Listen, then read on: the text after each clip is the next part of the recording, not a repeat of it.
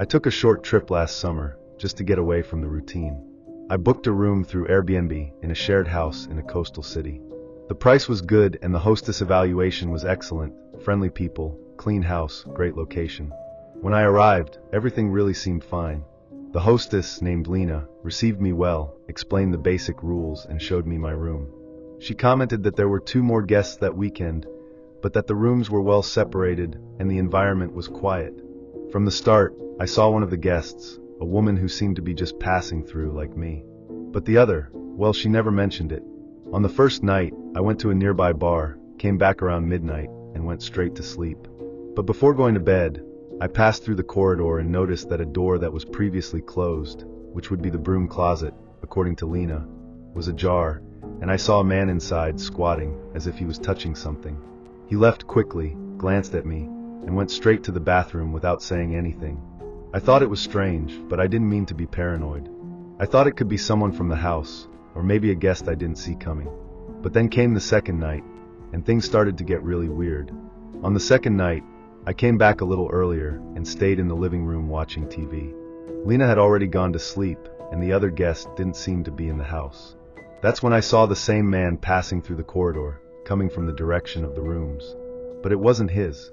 He walked slowly, without making noise, as if he was trying not to be noticed. When he saw me, he stopped for a second, stared at me strangely, and then followed as if nothing had happened.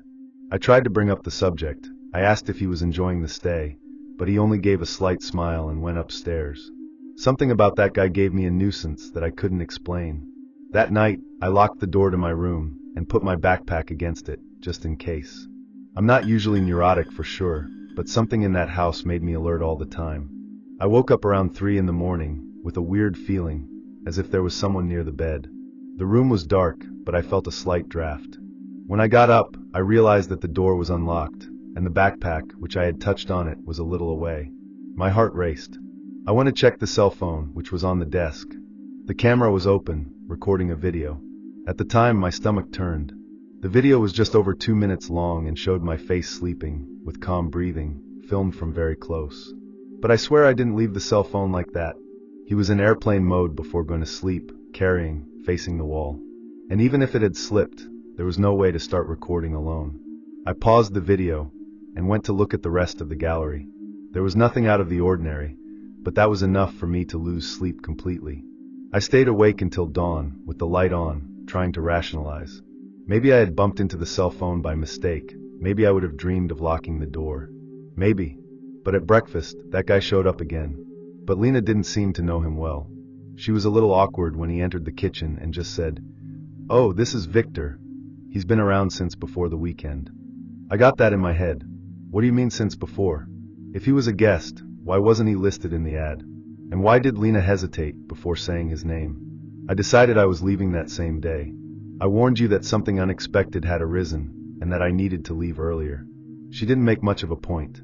While I was arranging things, I locked the door, but I had the constant feeling that there was someone on the other side waiting. Before leaving, I decided to review everything I had taken, just to make sure that nothing of mine had disappeared. And that's when I found a detail that froze me inside. Inside the backpack, between my dirty laundry, there was a folded paper, and I'm absolutely sure I didn't put it there. I opened it with my hand shaking. It was a sheet torn from a notebook, with something written in a black pen. "You sleep deeply." No signature, nothing but that short and direct phrase. I felt my heart race again, and this time, I didn't try to find a logical explanation. I left the house in less than 10 minutes. After I got home, I spent weeks trying to forget what happened. I even sent a complaint to Airbnb, explaining everything in detail, but I never had a satisfactory answer. The ad went off the air shortly after, but I never knew if it was because of my complaint. To this day, I wonder if that guy was really a guest, if he lived hidden there, or if the hostess herself knew something. I just know that, since then, I never book a shared homestay again. And every time I see my cell phone unlocked for no reason, I remember that video. And you? Have you ever gone through something strange during a trip, or met someone who clearly shouldn't be there? Tell me in the comments. I took a road trip with a friend of mine at the end of last summer, just to close the season with some good story. We were crossing some stretches of the countryside, without haste, enjoying the road and stopping where we wanted. On the third day, After refueling in a small town that seemed a little stuck in time, we noticed a black car behind us. At first we didn't pay attention. It could be anyone going in the same direction. But over time it got strange, because the car never overtook and also never stayed behind. Even when we decreased or stopped at a post, he appeared shortly after. The strange thing is that you couldn't see who was inside. The windows were dark, and the car always kept a safe distance, as if the person knew exactly how close he could get without drawing too much attention. We even commented on it, kind of in a joking tone, but inside I was already with that discomfort that I can't explain. We decided to stop at a small inn on the side of the road, those simple ones, with a wooden reception and a bell on the door. As soon as we entered the parking lot, I looked through the rearview mirror, and the black car had simply disappeared. The inn was quiet, almost empty, with that smell of old wood and the muffled sound of the insects outside. We checked in, took a quick shower, and stayed a while chatting in the room.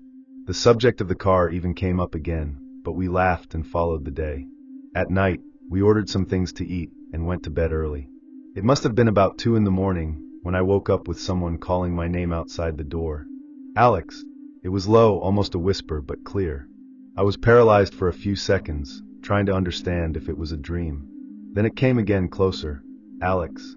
I got up slowly and went to the door, trying not to make noise.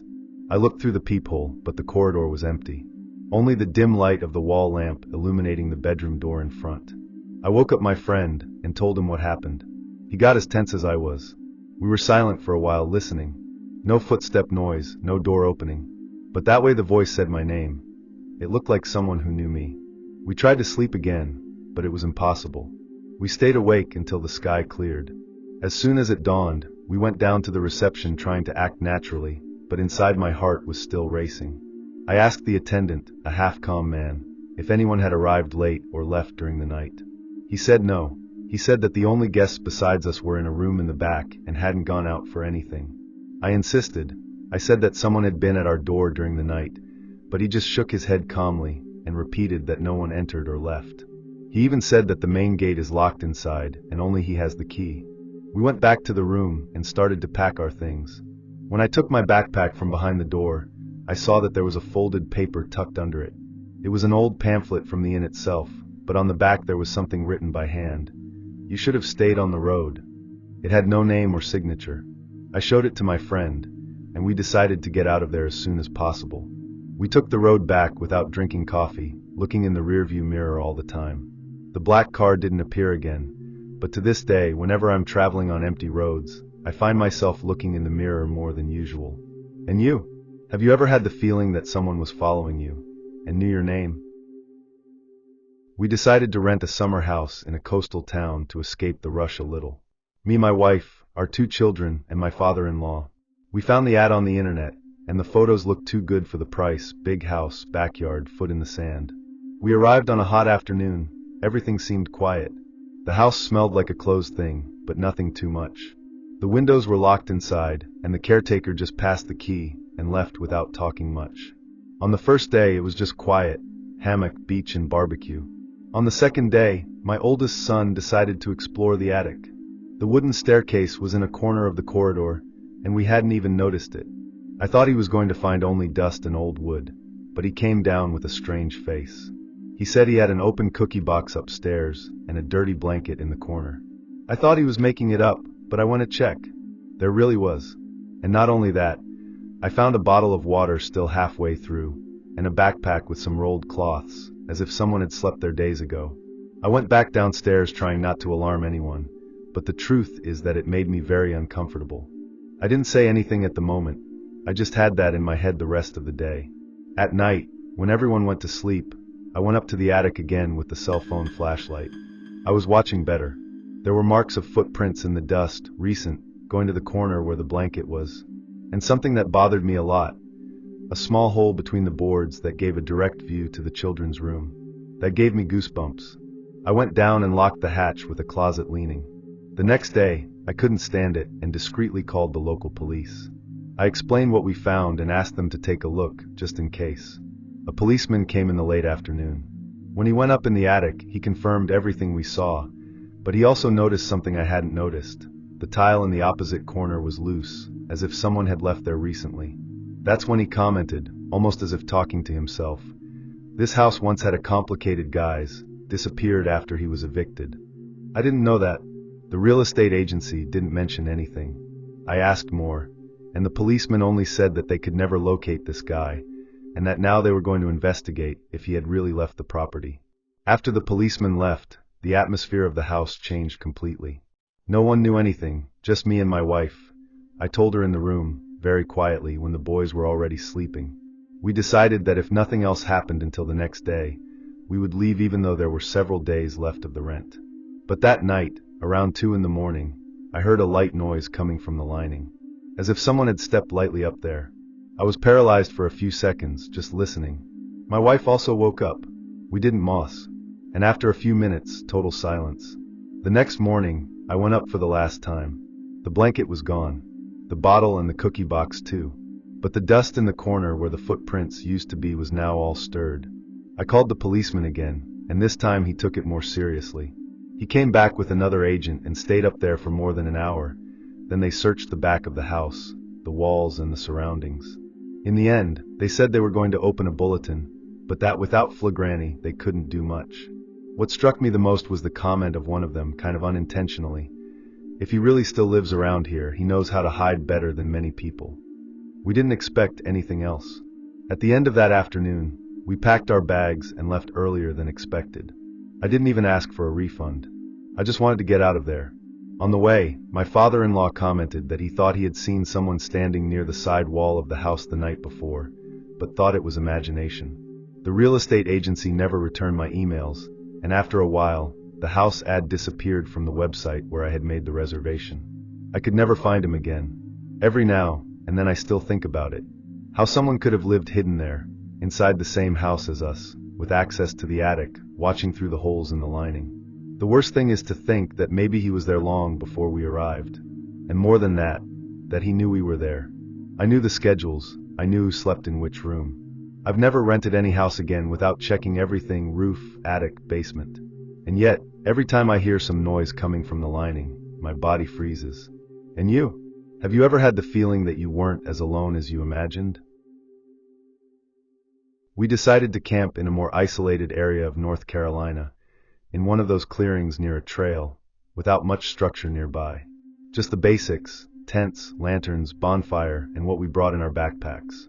We were 5 in the group, all college friends wanting to enjoy the end of summer. The first night was quiet, just that heavy forest silence and some normal animal noises in the woods. But in the early hours of the second night, when I got up to go pee, I noticed something strange. There was a tent set up about 30 meters from ours among the trees, and I was sure it wasn't there before. I came back and commented to one of my friends who was still awake. He even thought it was from some camper who arrived late. But there was no car nearby, no light, no sound of footsteps. The tent was totally dark, closed, and seemed kind of improvised. Too small for someone to sleep comfortably, kind of crooked. We kept an eye on each other for a while, waiting for some sign of life, but nothing happened.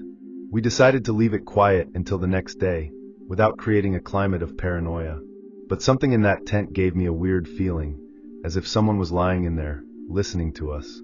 We woke up with the sun beating strong, and the smell of coffee that one of the guys was preparing on the stove. The first thing I did was look in the direction of that tent. She was still there, but open, and completely empty. When we approached to take a better look, it was clear that something strange had happened. The canvas was torn inside, as if someone had cut it to leave, not to enter. There was no backpack, no sleeping bag, no shoe mark or footprint, just the dirt floor turned around. That started to bother everyone. Even more so because no one heard absolutely anything during the night. We did a small sweep in the surrounding area, calling, asking if there was anyone there. No sign of trail or equipment. And the tent itself looked old, dirty, as if it had been used for a long time, but inside it was all damp, with a strong smell of mold, as if it had been closed with a rotting thing. One of my friends even commented that there seemed to be something dragged in there, because the floor canvas was a little wrinkled, and the zippers burst. That's when we started to wonder, who sets up a tent in the middle of the night, so close to another group, and leaves without leaving any trace? We still tried to rationalize. Maybe someone was camping on their own, was scared by our presence, and left before dawn. But nothing hit. The surrounding terrain was sloping, without trails or tread marks, And even if it was someone leaving, where did he go? One of the boys even said that maybe it was some homeless person camping illegally, but the region was too isolated for that. The atmosphere between us became strange. Everyone was quiet, avoiding saying what they were really thinking. Deep down, everyone felt that that tent was not only weird, it was wrong. At the end of the afternoon, we decided to dismantle the camp and look for another place closer to the entrance of the trail. But while we were putting things away, one of my friends pointed to one of the nearby trees. There was a kind of torn cloth stuck on a tall branch, almost as if someone had run through there. It was the same color as the tent. When he pulled with a long branch, a piece of fabric that seemed to have dried blood fell. From there, no one else talked about continuing the trail. We found a way to get out of the area even before the sun went down completely. We slept in the car, at a gas station 20 kilometers away. The tent stayed there. We didn't have the courage to disassemble or touch it anymore. Deep down, I think we all felt that it needed to stay where it was. The next day, we went to the police station in the nearest city and reported what we saw. The policeman listened with some skepticism, but wrote everything down. He said that sometimes people live in these forests on their own, but when we talk about the canvas torn from the inside out, the cloth with dried blood, and the total lack of trail or exit trail, he changed his expression. He took the exact location with us and promised to send a vehicle to check. 2 weeks later, I received a strange message from an unknown number. It just said, "The tent was already there. You just didn't see it." I don't know if it was some kind of prank, someone from the police station, or I don't know. I never found out. But since then, I've never been able to camp quietly. Sometimes I wake up in the middle of the night with that same feeling, that there is someone standing outside the tent, without making noise, without drawing attention, just waiting for us to sleep again. And you? Have you ever seen something in the middle of the move that you couldn't explain? My girlfriend and I decided to escape a little from the crowded beaches and went to explore a region further away from the coast, on the south coast. We rented a car and drove until we found a practically deserted beach, with a small cove protected by stones, without any structure or sign of tourism. It was late afternoon, the sun began to descend on the horizon, and the tide was low. We went down with our backpacks, towels and snack, excited to have found that almost untouched place. There was no one around, or at least that's what we thought. Walking more along the sand strip, we found something that didn't seem to be there for a long time. A wetsuit spread out on a stone, still wet, along with fins, a diving mask, and an open backpack with a bottle of water in half and a wet towel. Everything seemed to have been left there a short time ago, as if the person had gone diving and was still in the water. We waited a while, looked around, we even tried to call, but no one showed up. The strange thing is that there was no boat, no car, no trail sign where someone could have come. It was as if the person had appeared there and simply disappeared. We stayed there for about 20 more minutes, looking at the sea and waiting, in doubt if the person would come back. But nothing. The sun began to go down, and we decided to leave. We commented on the way how strange that was, but we tried not to give too much importance. We came back the next day, a little before the same time, more out of curiosity than anything else. But when we arrived at the same part of the inlet, there was nothing else. No trace of wetsuit, fin, backpack, towel, absolutely nothing. It doesn't even mark in the sand. It was as if no one had been there. We even considered that the owner had come back later and collected everything. But then came what gave me the most goosebumps. When we got back to the car, I realized that there was something hanging on the driver's door handle. It was a braided fabric bracelet, like those handmade ones sold on the beach. But the detail is that it was exactly the same as the one on the side of the backpack the day before. Identical. Same colors, same tie. And now it was there, in our car, as if someone had made a point of leaving it as a souvenir. At the time, we looked at each other without saying anything. We just got in the car and left there. The way back seemed longer, quiet. The weather got strange, heavy. The bracelet was still with me, on my lap, and I didn't know whether to throw it away or keep it. I didn't want to touch her, but I also had a strange feeling that, if I simply ignored that, I would be letting something go. When we arrived at the inn, we left the bracelet on the bedroom table and went to try to sleep. But I woke up in the middle of the night with the bathroom light on. My girlfriend swears it wasn't her. The bathroom door was ajar, and the bracelet, which used to be on the table, was now on the floor, right in the center of the room. I stood still staring at that for a while. You know when your brain just can't process what you're seeing. I took the bracelet with a piece of paper and threw it in the inn's trash can outside near the reception. We still had a few days of travel, but neither of us could really relax after that. The feeling of being watched stuck to us. We started to notice small things. The bedroom mirror with marks that weren't there before, one of the bathroom towels out of place, the sound of the corridor door being opened and closed at dawn, even when no one else was staying on that floor. On the last day of the trip, when we were putting the bags in the car, I noticed that the carpet on the passenger side was slightly raised. I thought it was something loose, and I went to fix it. Under him, I found the bracelet. The same one. The one I had thrown away, outside the inn. I was paralyzed for a few seconds. I called my girlfriend, I showed it to her, and her face turned white at the time. We couldn't understand how that was possible. We didn't even want to know anymore. We just wanted to leave that place and pretend that it never happened. After we get back home, we try to go on with life normally. But for a few weeks, we still felt like there was something strange going around. Weird dreams, strange sensations at night, objects out of place. One day my girlfriend called me scared. She found, thrown in the corner of the apartment's balcony, a wet plastic bag with an old beach towel and a piece of torn fin inside. We live on the 3rd floor. No one has access to our balcony.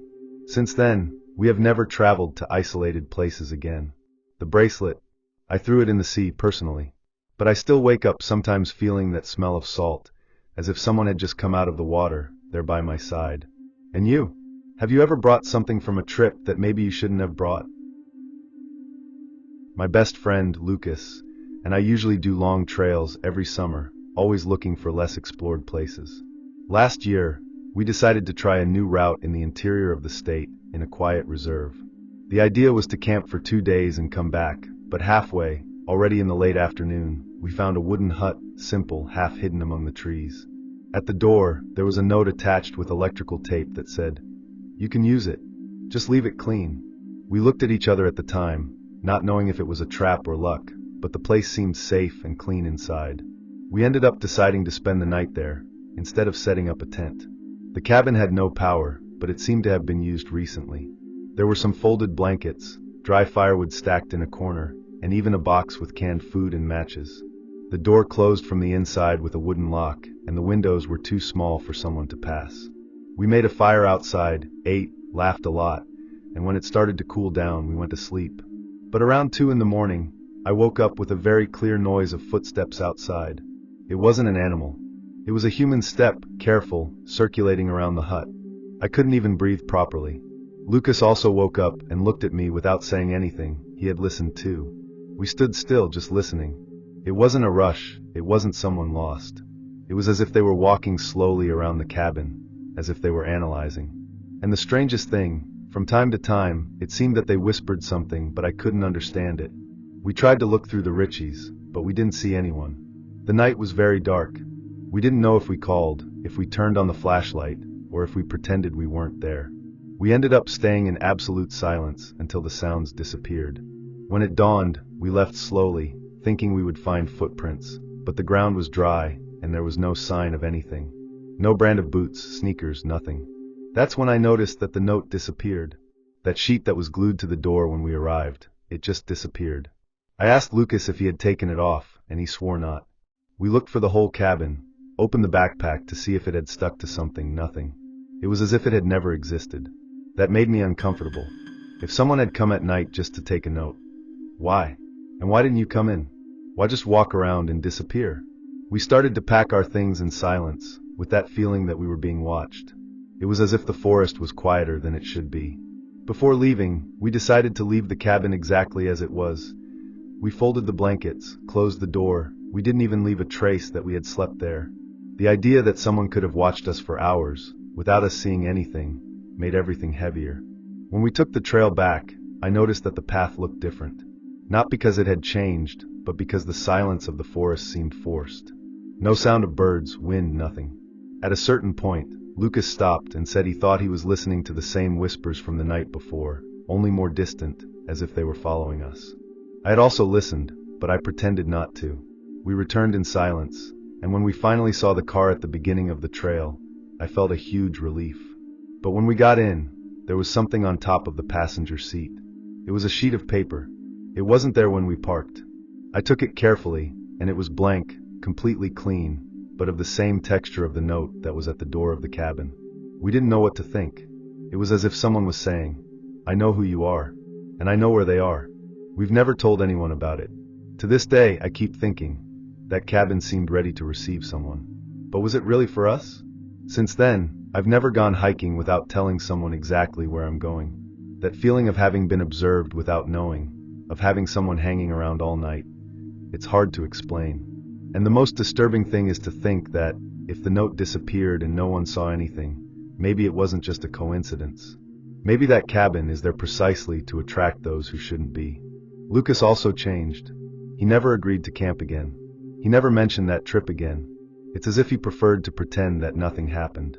The last thing that keeps me awake sometimes is to remember that we didn't see footprints, nor did we hear anyone leaving. Just the steps around and the whispers. If that was people, why didn't they come in? What if it wasn't people? What if that cabin wasn't exactly unoccupied? I didn't go back there, and I don't even intend to. But sometimes, only sometimes, when I'm in total silence, I can remember those voices, low, almost like a warning. And you? Have you ever had the feeling that you entered a place where you clearly shouldn't be? Last summer, me, Brian, and Tyler decided to be part of the Appalachian Trail, more for challenge than for adventure.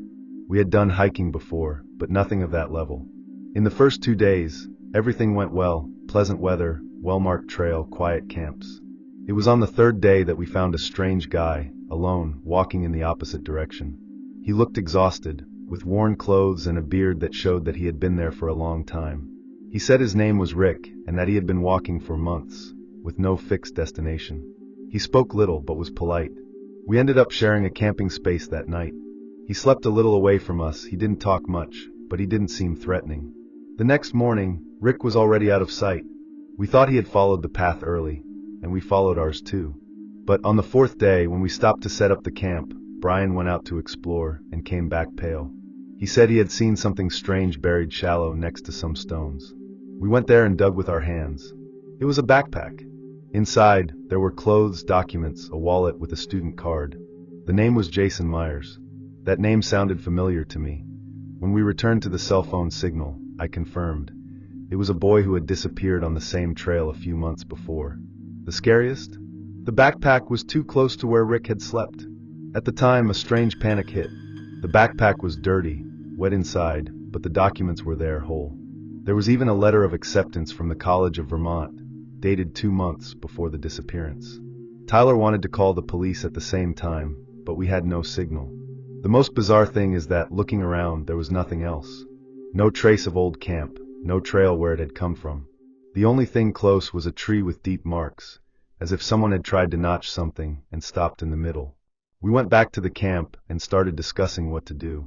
We were in the middle of the trail, days away from any city, with no sign, and no way to carry the backpack without looking like we were messing around at the crime scene. We decided to write down the coordinates in the GPS and take pictures of everything to show as soon as we got in touch. But it was that night that everything got even weirder. Around 2 in the morning, I woke up with noises in the bust, like slow steps, but not firm, almost like someone walking barefoot. I stood still in the sleeping bag, trying to understand. When Tyler and Brian also woke up, we looked at each other in silence. None of us dared to leave the tent. We were just listening. The movement outside lasted what seemed like hours.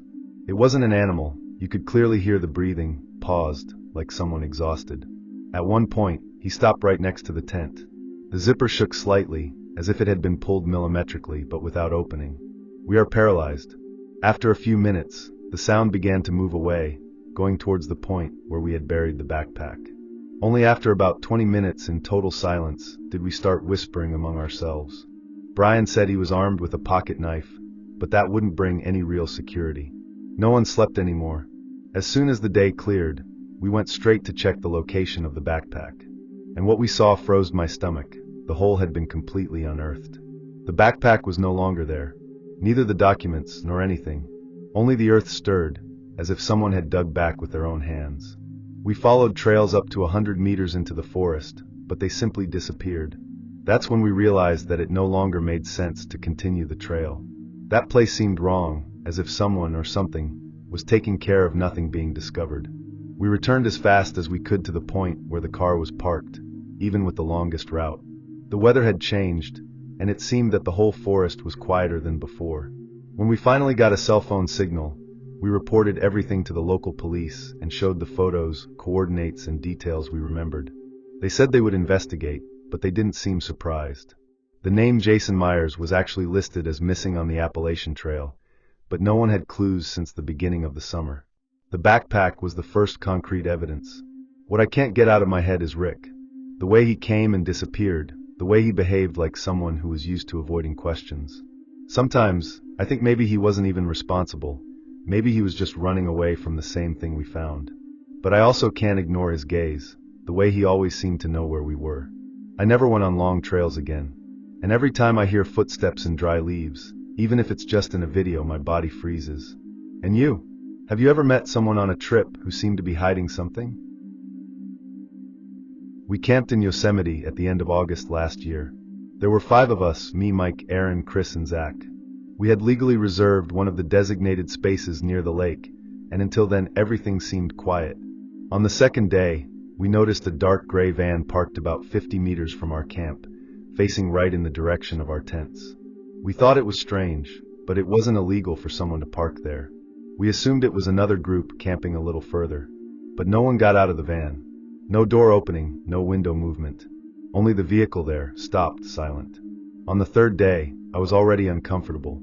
Even if it was people wanting privacy, no one spending 2 whole days inside a van in the middle of the forest without going out even to urinate or get water was, to say the least, weird. At night, while we were having dinner, the internal lights of the van turned on for a few seconds, then turned off. About 20 minutes later, they lit up again, and this was repeated all night. Short flashes of light, with irregular intervals.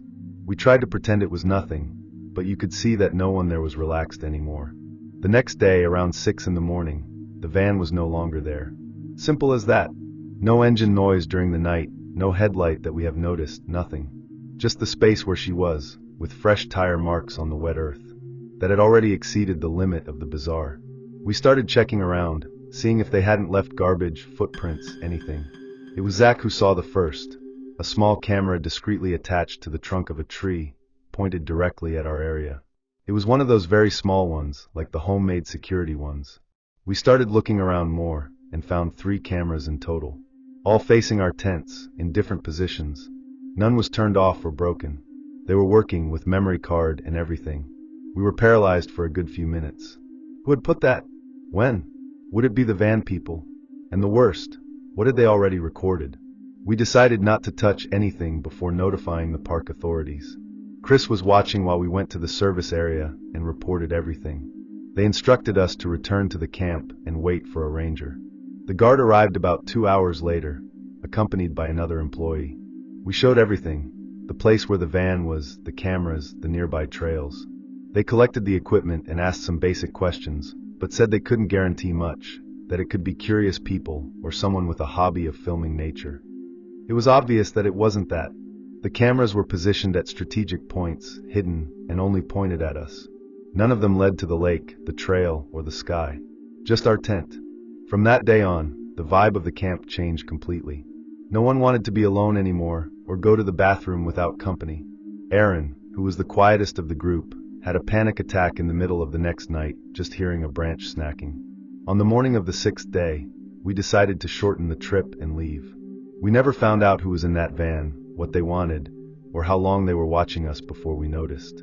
All I know is that since then, every time I camp, I check all the trees around, even if it seems like paranoia. And you? Have you ever had the feeling of being watched even with no one around? The idea was simple. Enjoy the weekend near the coast, away from the rush of the city. Ryan and Dylan found a modest house, with a good price and excellent location. The ad said that the property was ground floor, newly renovated, and with quick access to the beach. It seemed perfect.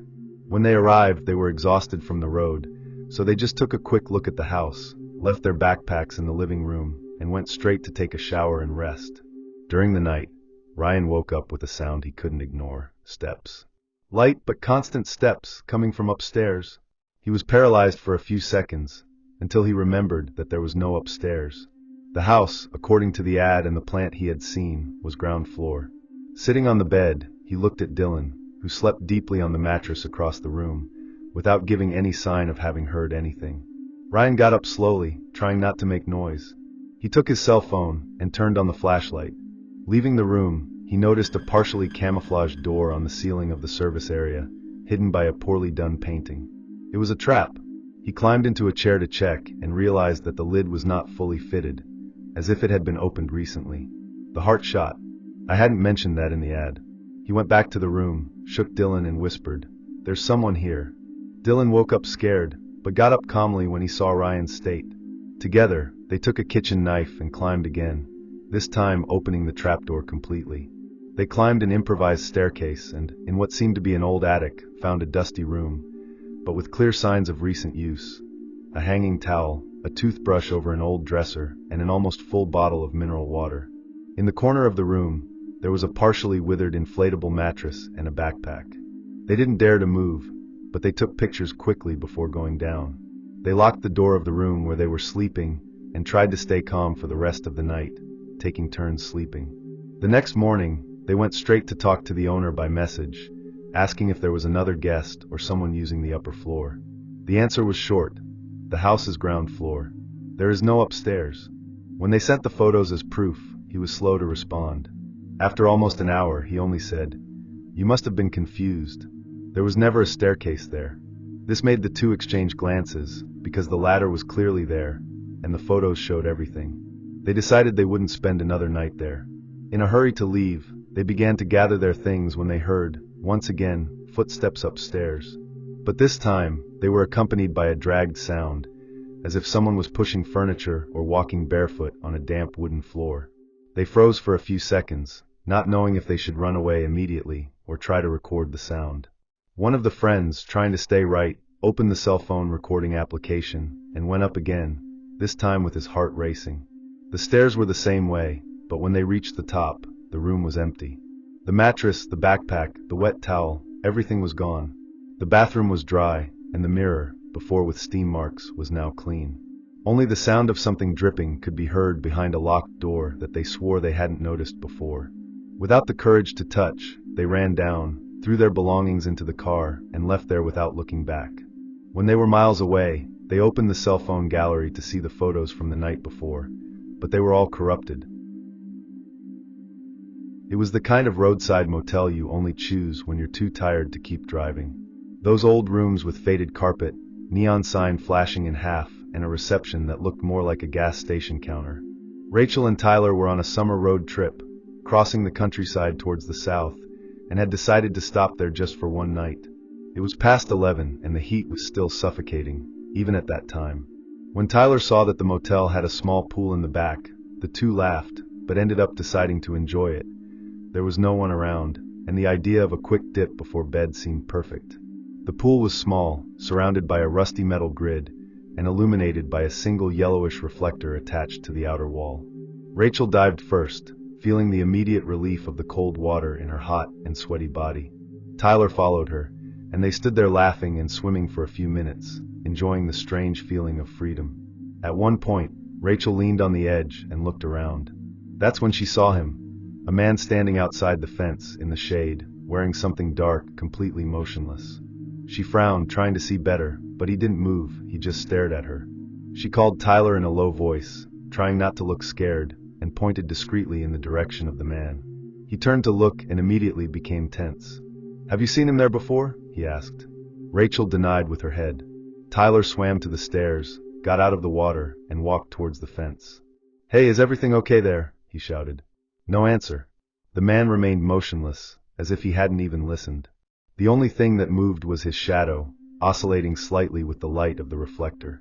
Without an answer, Tyler came back to get his cell phone and decided to go to the reception, while Rachel wrapped a towel around her body and watched from afar. When he left the fence gate, he looked back once again, and the man was no longer there. Rachel didn't see him leaving either. It was as if he had disappeared.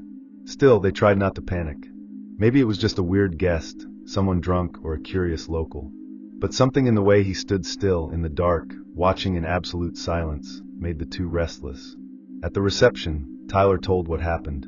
The attendant, an older and sleepy man, looked confused. "No one else checked in tonight. You're the only ones in the backyard.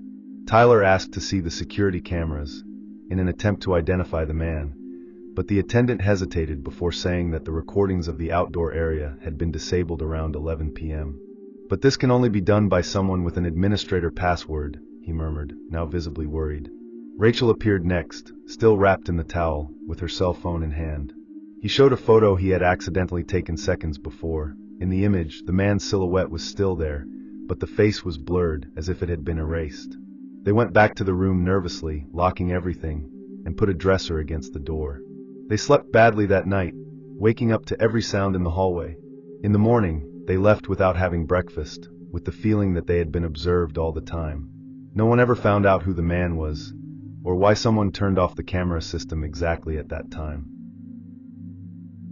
The lake where we camped that week was famous among backpackers, with an easy trail and enough space for several tents. There were 9 of us, all longtime friends. We had planned the trip for weeks.